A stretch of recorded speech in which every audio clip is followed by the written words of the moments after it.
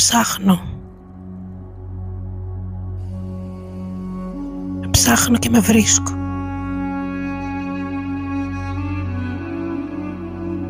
Όταν έρχομαι στο σώμα μου,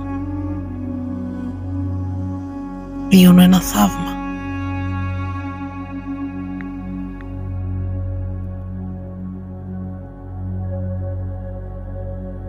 Είμαι το δέντρο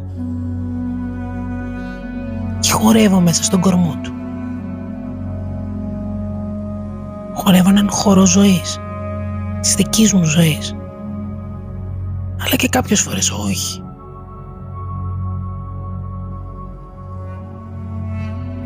Νιώθω τις ρίζες του. Από αυτές συνδέομαι με τους προγόνους μου. Νιώθω να με διαπερνούν.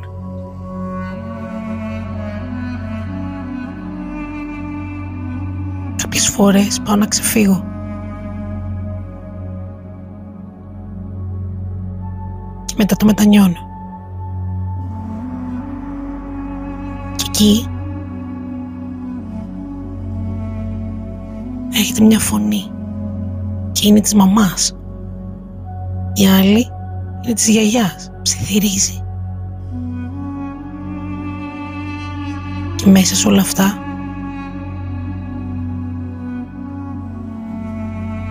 υπάρχει και η δική μου φωνή. Άλλοτε δυνατή,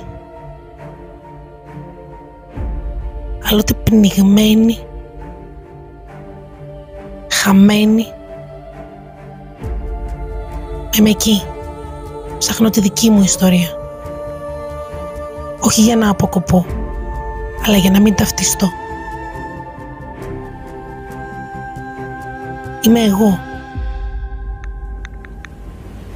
Είμαι εγώ που διάλεξα να μιλήσω αλλιώς. Να χορεύω ανάμεσα στα πρόσωπα που με έπλασαν και να ψάχνω το δικό μου.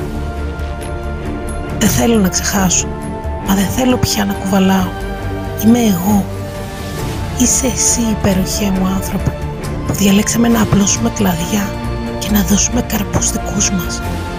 Να πάρουμε τις ιστορίες τους και να μεταμορφώσουμε το δοσμένο. Να χορέψουμε με τις σκιές τους. Είσαι εσύ, υπέροχέ μου άνθρωπε, που διάλεξες να μην κουβαλάς πια μόνο μνήμη, αλλά και την αναγέννηση.